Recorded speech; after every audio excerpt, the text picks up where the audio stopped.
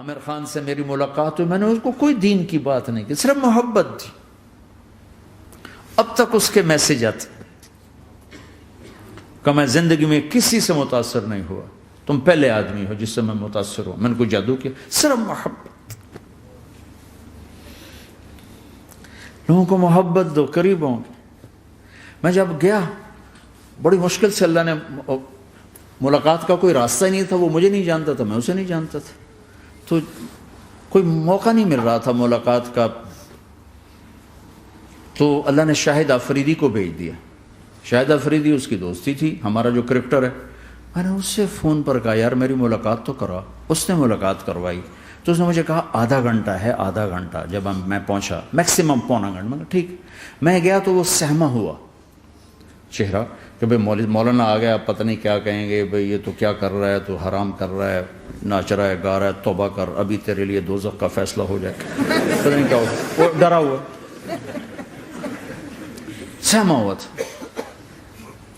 تو میرا ایک دور کالج لائف تھا. میرے اللہ نے مجھے ہدایت دی اور میں 3 دن کے لیے میں اس دوست کو، اس کی نسلوں کو دعائیں دیتا ہوں جو مجھے زبردستی پکڑ کے لے گیا. نہ میرا تبلیغ سے کوئی تعلق، نہ واسطہ، نہ میں کوئی ان سے متاثر. ایک لڑکا تھا، بنگالی تھا، گشت کرتا تھا، لیکن میں اس سے ذرا متاثر نہیں ہوا. میرا دوست متاثر ہو گیا تھا، تو میں تو ان کے قریب سے نہیں گزرتا تھا. تو وہ اور میں اسکول میں اکٹھے آ رہے تھے، کالج میں اکٹھے آ رہے تھے. تو وہ متاثر ہوا، وہ 3 دن کے لیے جا رہا تھا، تو مجھے بتائے بغیر میرا ہاتھ پکڑ کے لے گیا. مجھے کام ہے، چلو میرے ساتھ. اور میں اس کو انکار نہیں کر سکتا تھا، یہ میرا اس کا تعلق تھا. اب بھی اسی طرح بھائیوں جیسا تعلق. میں اس کا احسان ماں، مجھے زبردستی لے گیا. ہمارے پنجابی کی مثال ہے، کبے نو لت لگی، وہ سیدھا ہو گیا. وہ جو ہوتا ہے ہنچ بیک ہوتا ہے نا، اس کو کسی نے لات ماری تو وہ سیدھا ہو گیا. مہربانی بھائی تیری لات سے میں سیدھا ہو گیا. تو مجھے تو وہ کبے والی لت پہ گئی. تو اللہ نے مجھے اس طرف لگا دیا. اور جب میری کالج لائف، میں نے کالج کا بہترین سنگر تھا، اسکول کا بہترین. یہ جنید جمشید کیا ہے جو اس زمانے میں یہ سارا کو اٹھایا میں نے سارا کیا ہے. تو اب وہ بیچارہ ایسے بیٹھا ہوا. تو میں نے اس سے بیٹھتے ہی فلموں کی باتیں شروع کر دی. اور تھوڑی دیر بعد کہ میں نے محسوس کیا کہ فرام 60 to 72 جو فلم انڈسٹری کو جتنا میں جانتا تھا اتنا وہ نہیں جانتا تھا. تو اس کے اوپر میرے علم کا روپ پڑ گیا. اس کی لائن کا علم تھا نا. تو حیران پریشان، یہ واز تو ہو نہیں رہا. تو کبھی دلیپ کمار کی باتیں شروع ہو گئیں، کبھی راج کپور کی شروع ہو گئی، اور کبھی محبوب صاحب شروع ہو گئے، کبھی مدن موہن شروع ہو گئے. وہ آدھا گھنٹہ تو یوں ہی گزر گیا. تو آدھے گھنٹے کے بعد میں نے کہا جی ہمارا تو ٹائم اوور کا نہیں، اٹھیں چلے ادھر چل کے بیٹھتے. وہ کھانے کی ٹیبل پر تھے تو ہم وہاں جا کے بیٹھ گئے. پھر وہیں باتیں شروع ہو گئیں. جب اس کا سارا خوف دور ہو گیا اور ریلیکس ہو گیا، اس میں پونے گھنٹے سے 50 منٹ گزر گئے تھے. تو پھر میں نے کہا عامر بھائی آپ حج پہ آئے ہیں، اگر آپ اجازت دیں تو آپ کو اپنے نبی کا حج سنو.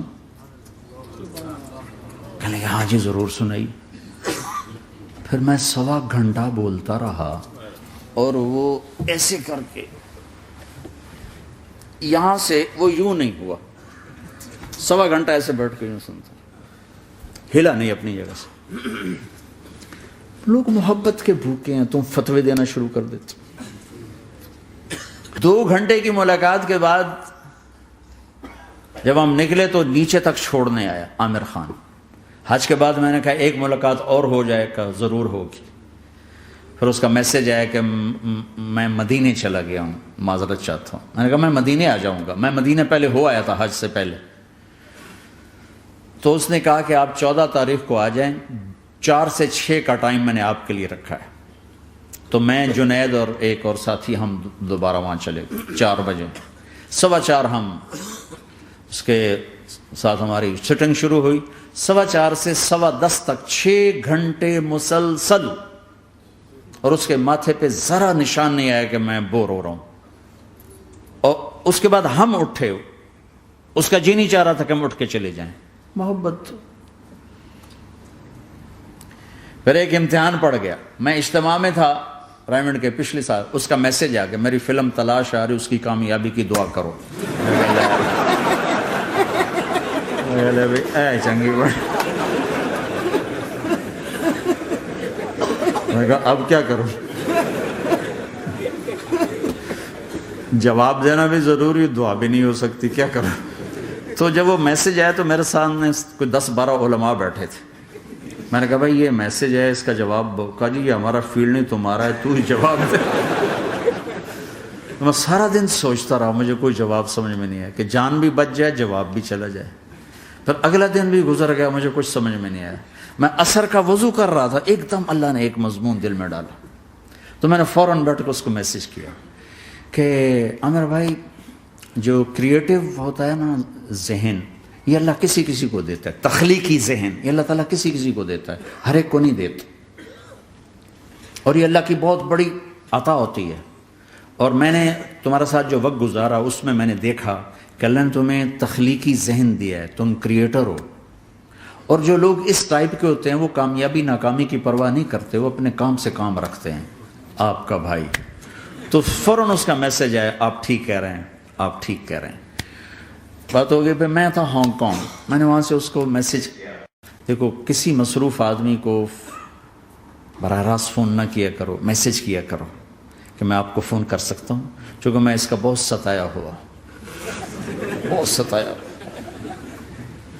تو میں نے اسے میسج کیا کہ میں طارق جمیل ہانگ کانگ میں آپ کو فون کر سکتا ہوں، میں آپ کو فون کر سکتا ہوں.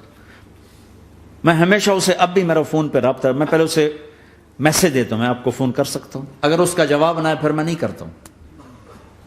کبھی وہ خود کر لیتا ہے، کبھی وہ میسج دے دیتا ہے کال کر لیں. تو تھوڑی دیر بعد اس کا فون آ گیا، کیونکہ میں اس وقت دلی میں ہوں، کانفرنس میں تھا. تو میں نے آپ کا میسج دیکھا تھا، میں اٹھ کے باہر آ گیا ہوں، ابھی آپ سے بات کر کے پھر میں جاؤں گا. تو اسے باتیں کرتے کرتے کہنے لگا آپ کی دعا سے میری فلم کامیاب ہو گئی. میں کہا یا اللہ میں کوئی نہیں کی تھی تینوں.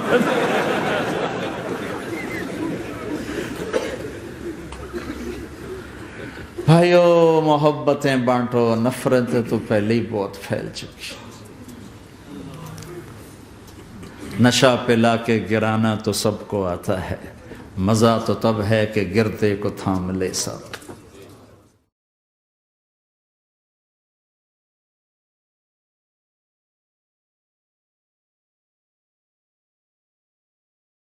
لا الہ الا اللہ محمد رسول اللہ علیہ صلاة اللہ وآلہ والأحبہ. لا الہ الا اللہ محمد رسول اللہ علیہ صلاة اللہ وآلہ والأحبہ.